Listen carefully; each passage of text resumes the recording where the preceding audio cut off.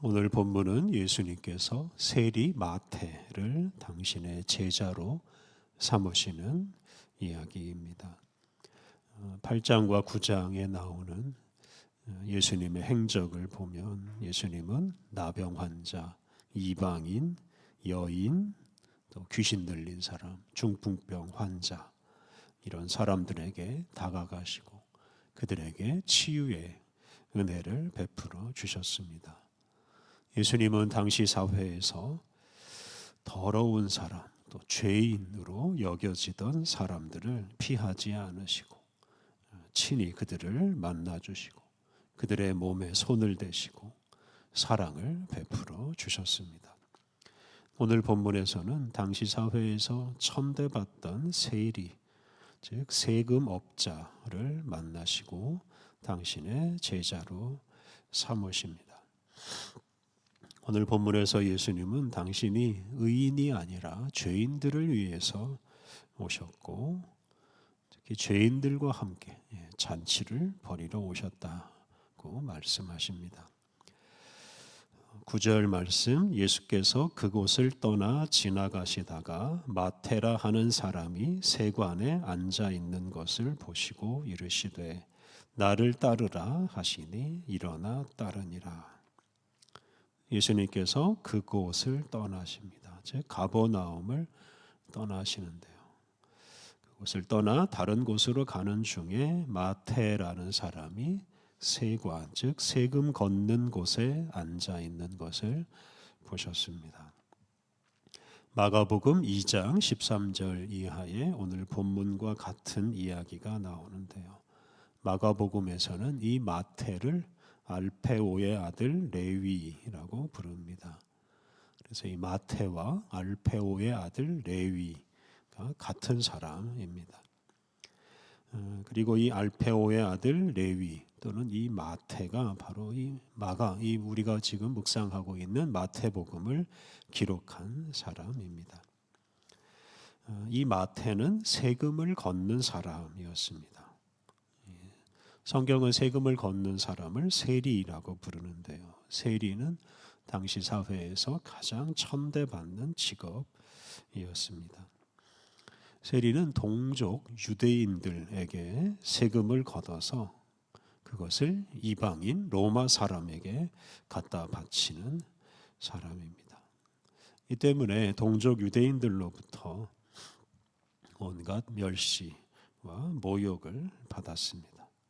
특히 오늘 본문에 나오는 바리새인 같은 경건한 유대인들은 이 세리를 죄인 중에서도 가장 큰 죄인으로 여기고 상종하지 않았습니다. 그래서 세리와 죄인이 같은 말로 쓰였습니다. 그런데 예수님은 이렇게 세관에 앉아 있는 세리 마태를 외면하지 않으시고 그에게 다가가십니다. 그리고 그에게 나를 따르라 라고 말씀하셨습니다. 나를 따르라 이 말씀은 마태를 당신의 제자로 삼으시겠다는 뜻입니다. 나를 따르라는 말씀을 들은 마태는 즉각 순종합니다. 그는 세금 걷는 자리에서 일어나서 즉 세금 걷는 일은 그만두고 예수님을 따랐습니다.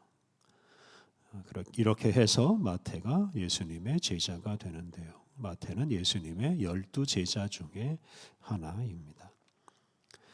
그 후에 예수님은 마태의 집으로 가셔서 그곳에서 잔치를 벌입니다. 마태가 세금 걷는 일은 그만두고 하나님 나라를 선포하는 일을 하게 되었으니 그것은 참으로 기쁜 일입니다. 그래서 이 마태는 동료들과 함께 예수님을 모시고 잔치를 벌입니다. 10절 예수께서 마태의 집에서 앉아 음식을 잡수실 때에 많은 세리와 죄인들이 와서 예수와 그의 제자들과 함께 앉았더니 예수님과 예수님의 제자들이 마태의 집에 갔는데 그곳에는 다른 많은 세리들과 죄인들도 함께 앉아 있었습니다. 그런데 예수님은 그 많은 세리들과 죄인들을 피하지 않으십니다. 오히려 그들과 함께 먹고 마시면서 잔치를 벌이십니다. 예수님의 이런 행동은 의도적인 일입니다. 성경에서 잔치는 하나님 나라의 완성과 관련되어 있습니다. 구약 성경 여러 곳에 하나님 나라가 완성되는 날 하나님께서 온 세상 만민과 함께 잔치를 벌이신다는 말씀이 나옵니다. 예수님께서 세리와 죄인들과 함께 벌인 이 잔치가 바로 하나님 나라에서 벌어질 잔치를 미리 보여주는 것입니다. 모든 죄인들, 모든 세리들이 용서받고 즐거워하는 잔치를 예수님께서 이 땅에서 먼저 벌이셨습니다. 그리고 장차 이루어질 하나님 나라에서 배척당하는 사람들, 죄인들 하나도 없이 모든 사람들이 함께 잔치를 벌일 것을 미리 보여주셨습니다. 그런데 이 모습을 본 바리새인들은 못마땅하게 생각합니다. 11절 바리새인들이 보고 그의 제자들에게 이르되 어찌하여 너희 선생은 세리와 죄인들과 함께 잡수시느냐. 바리새인들이 예수님의 제자들에게 왜 너희 선생은 세리와 죄인들과 함께 먹고 마시느냐 라고 비난했습니다. 바리새인들은 이 세리와 죄인들은 하나님 나라 잔치에 참여할 자격이 없다고 생각하는 사람들입니다. 그래서 그런 사람들하고는 상종하지 않아야 하고 그런 사람들과 함께 식사를 한다는 것은 있을 수 없는 일이라고 생각했습니다. 세리와 죄인들에게는 벌을 내리고 공동체에서 쫓아내야 한다고 생각하였습니다. 이런 생각을 하다 보니 예수님께서 하시는 일을 비난하였습니다. 이에 예수님께서 당신이 하시는 일을 설명하십니다. 12절 예수께서 들으시고 이르시되 건강한 자에게는 의사가 쓸데없고 병든 자에게라야 쓸데있느니라.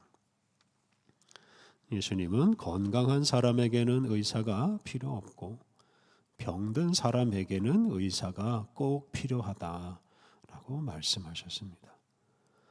여기서 예수님은 세리와 죄인들을 병든 사람, 환자에 비유하였습니다. 바리새인들은 세리와 죄인을 추방하고 그들에게 벌을 주어야 한다고 생각하였지만 예수님께서는 세리와 죄인을 치유할 대상으로 여기셨습니다. 사실 당시에 세리가 되고 싶어 하는 사람은 없었습니다. 세리가 되면 온갖 멸시와 미움을 당하기 때문입니다. 마태를 비롯한 많은 세리와 죄인들이 사실은 어쩔 수 없이 먹고 살 길이 없어서 그 천대받는 직업인 세리가 되었습니다. 예수님은 그런 사람들을 긍휼히 여기시고 치유해 주십니다.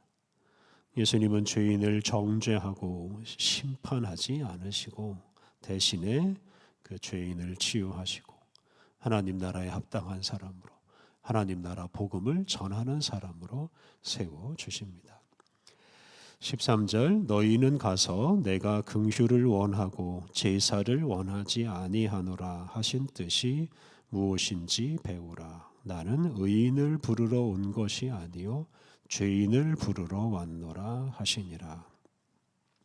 예수님께서 호세아 6장 6절 말씀을 인용해서 내가 긍휼을 원하고 제사를 원하지 아니하노라 하신 이 하나님의 말씀의 뜻이 무엇인지 배우라라고 하였습니다. 긍휼을 원하고 제사를 원하지 않는다라는 하나님 말씀은 형식적인 어떤 제사 또는 제사 규정보다 사람을 긍휼히 여기는 것을 원하신다는 뜻입니다.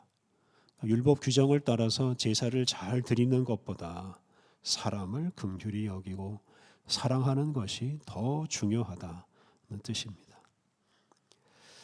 예수님께서는 제도나 규정보다 사람을 더 존중하십니다. 제도나 규정에 얽매이지 않고 죄인들, 더러운 사람들에게 다가가시고 그들과 함께 식사하시고 함께 지내십니다.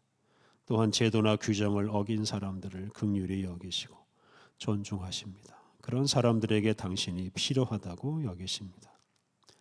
예수님은 의인이 아니라 죄인을 부르러 왔다고 말씀하셨습니다.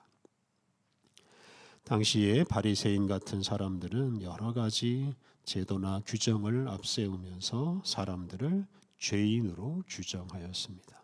그래서 앞서 말씀드린 나병 환자, 이방인, 세리 이런 많은 사람들이 당시 사회에서는 죄인으로 규정되었습니다. 그런데 예수님께서는 그런 죄인들을 위해서 당신이 오셨다고 하셨습니다. 예수님은 죄인으로 규정되어서 사람들에게 무시당하고 따돌림 받고 상처 입은 사람들을 긍휼히 여기시고 그들을 치유하셔서 하나님 나라 일꾼으로 삼으십니다. 예수님께서 의인이 아니라 죄인을 부르러 왔다고 하신 말씀은 바리새인을 비롯해서 의인인 채 하는 사람들에게 경고하는 말씀입니다. 자신은 의인인 채 하고 다른 사람을 정죄하고 예수님의 은혜를 거부하는 사람들은 죄인을 용서하시고 의롭게 하시는 예수님의 은혜를 누릴 수 없다라고 예수님께서 경고하십니다. 어제 묵상한 예수님께서 중풍병 환자를 치유하신 사건에서 예수님은 당신에게 죄 용서의 권능이 있음을 알리셨습니다. 또한 예수님은 그 죄 용서의 권능을 사람들에게 주시고 사람들이 서로 죄를 용서하며 살게 하셨습니다. 그렇게 하심으로 예수님은 궁극적으로는 이 죄가 초래한 모든 비극을, 모든 죄인들을 없애십니다. 예수님은 죄와 사망의 권세로부터 사람들을 해방시키러 오셨고 결국은 그 일을 다 이루실 것입니다. 예수님은 죄 때문에 우울하고 힘들게 살던 시대를 끝내시고 함께 잔치를 벌이는 새로운 시대를 여십니다. 이렇게 예수님께서는 이 세상에 오셔서 죄인이 더 이상 죄인으로 살지 않게 하십니다. 예수님은 죄인들을 용납하시고 치유하셔서 하나님께 벌을 받는 사람이 아니라 하나님의 사랑을 받는 하나님의 자녀로 또 당신의 제자로 하나님 나라를 전파하는 사람으로 살게 하셨습니다. 우리가 죄인임을 고백하고 예수님의 긍휼을 구할 때 이러한 예수님의 은혜, 죄인을 용서해 주시는 은혜를 누릴 수 있습니다.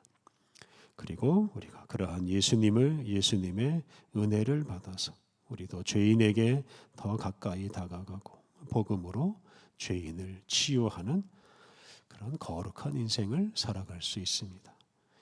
죄인을 용서하시는 예수님의 은혜를 충만히 받아서 복음으로 하나님 나라를 더 널리 확장해야 하겠습니다. 우리 함께 기도하겠습니다. 긍휼이 풍성하신 하나님, 주님은 죄인이 주님 앞에 나오는 것을 기뻐하시고 죄인에게 용서를 선포하시고 죄의 상처를 치유하시고 죄인과 함께 즐거운 잔치를 벌이십니다. 하나님, 우리가 예수 그리스도의 이름으로 죄 용서의 권능을 행사하고 복음으로 죄의 상처를 치유하게 하옵소서. 그리하여 죄와 죄의 상처가 모두 사라진 하나님 나라를 이루어 가게 하옵소서. 은혜로우신 하나님, 오늘 우리에게 새로운 하루를 주시고 하루를 살아갈 새 힘을 주시니 감사합니다. 추운 날씨를 이겨낼 수 있는 뜨거운 사랑이 우리 안에서 솟아나게 하여 주옵소서. 오늘도 우리에게 주어지는 모든 일에 충성하며 만나는 모든 이들에게 주님의 사랑을 전하게 하옵소서. 오늘 모든 일정을 주님께 의탁하오며 예수님의 이름으로 기도드립니다. 아멘.